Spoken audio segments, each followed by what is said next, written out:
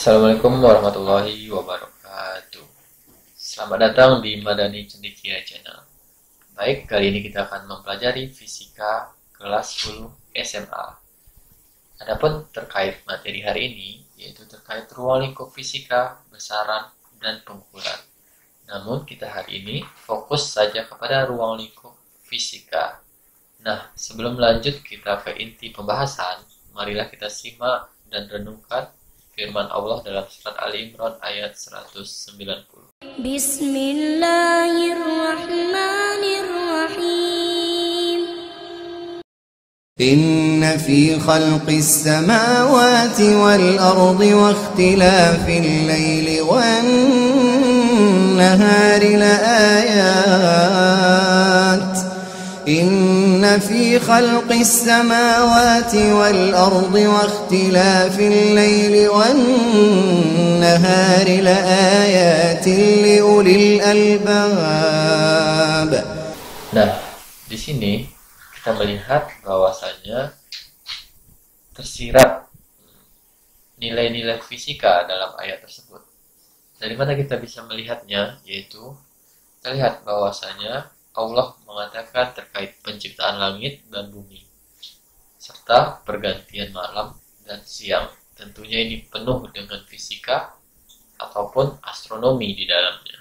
Dan di akhir ayat Allah mengatakan yaitu bagi orang-orang yang berakal. Nah, di sini kita diminta untuk berpikir bagaimana kejadian-kejadian alam ini bisa terjadi. Nah, langsung saja kita masuk. Yang pertama yaitu ruang lingkup fisika. Sebelum lebih jauh kita mempelajarinya, mari kita pahami fisika ini sebenarnya dari mana katanya. Oke, nah kalau fisika ini berasal dari bahasa Indonesia. Nah, kalau bahasa Inggris apa fisika? Kalau dari bahasa Inggrisnya apa? Yaitu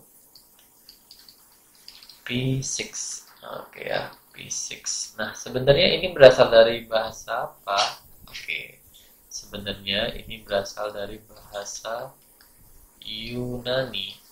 Oke, nah berasal dari bahasa Yunani apa? Physikos. Nah, yang bermakna alamiah. Nah, selanjutnya yaitu physis. Nah, ini juga berasal dari bahasa Yunani. Berarti apa? Alam. Sehingga kita bisa menyimpulkan fisika ini adalah ilmu yang mempelajari tentang gejala-gejala di alam.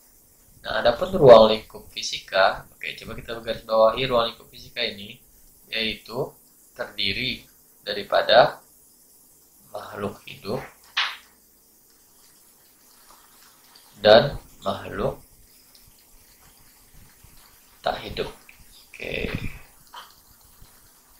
Nah, jika kita perhatikan makhluk hidup dan makhluk tak hidup ini, sebenarnya apa yang kita perhatikan? Yaitu yang pertama terkait aktivitasnya, dan yang kedua yaitu terkait fisiknya.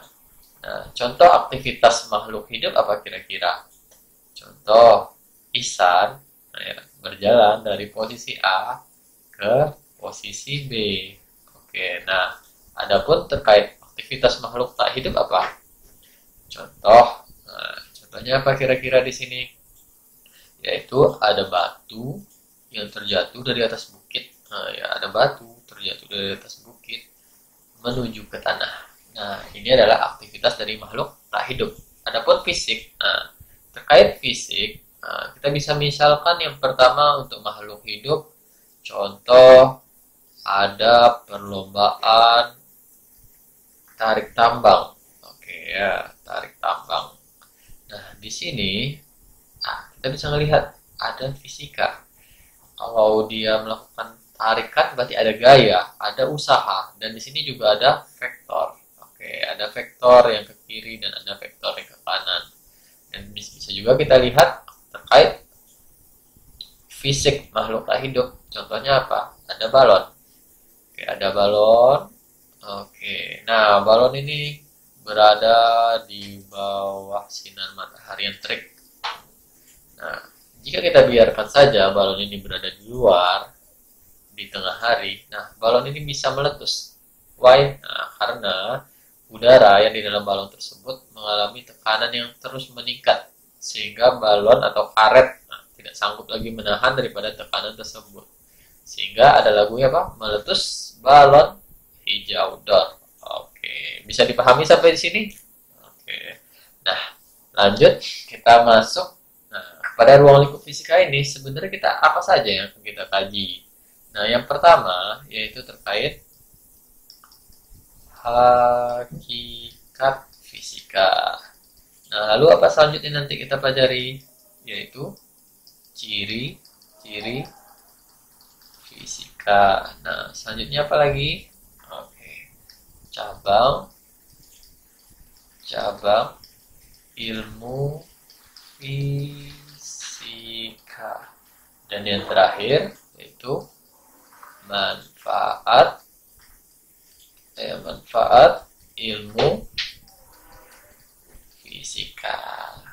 Oke, ada 4 saja yang akan kita bahas di pertemuan ini.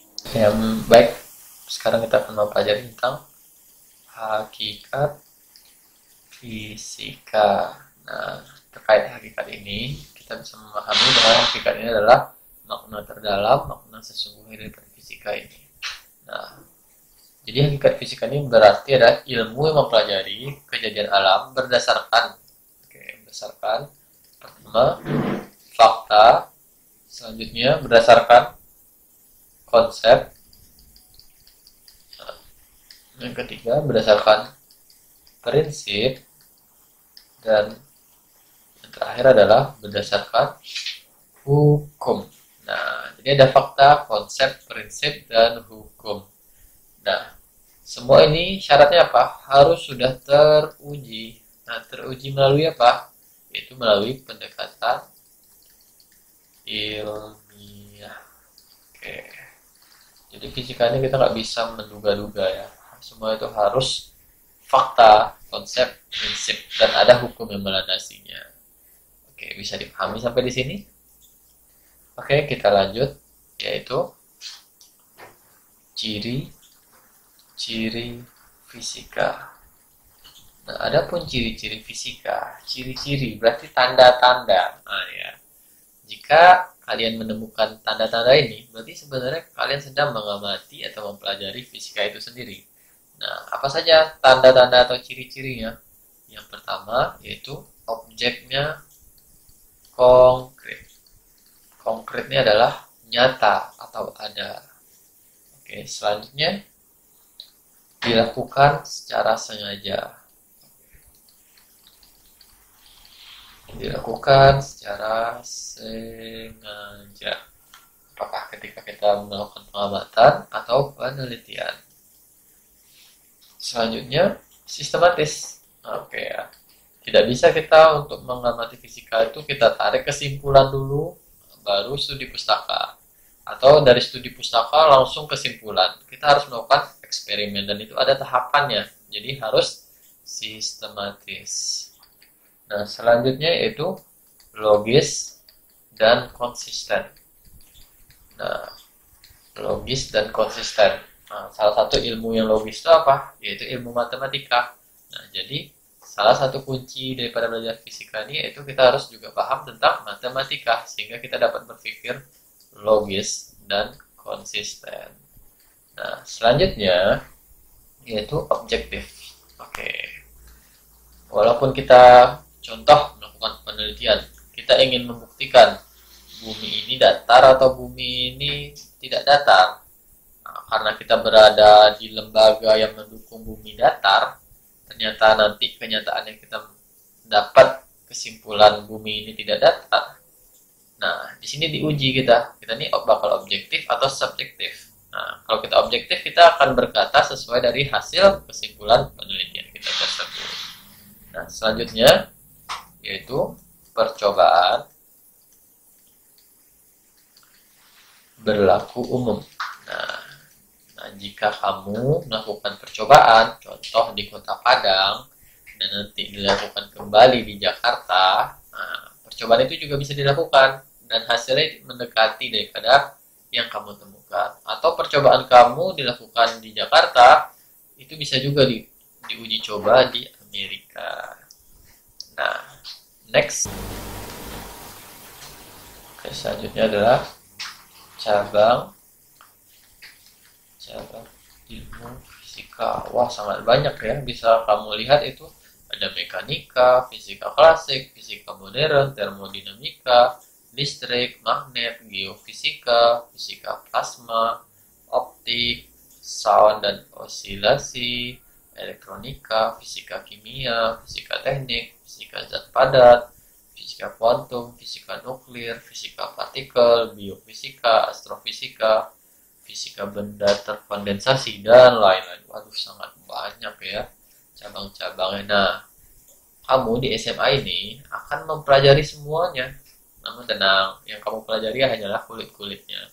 Nanti di perkuliahan itu akan dibahas lebih dalam lagi.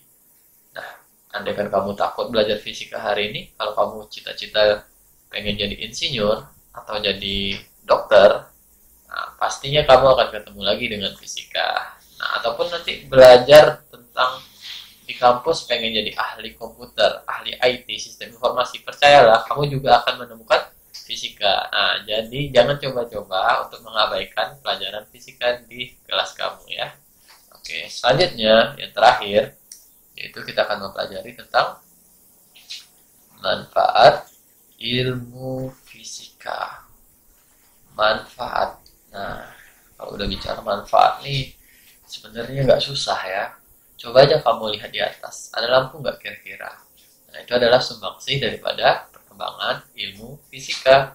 Nah, coba kamu perhatikan layar monitor kamu. Nah, itu juga ada fisika.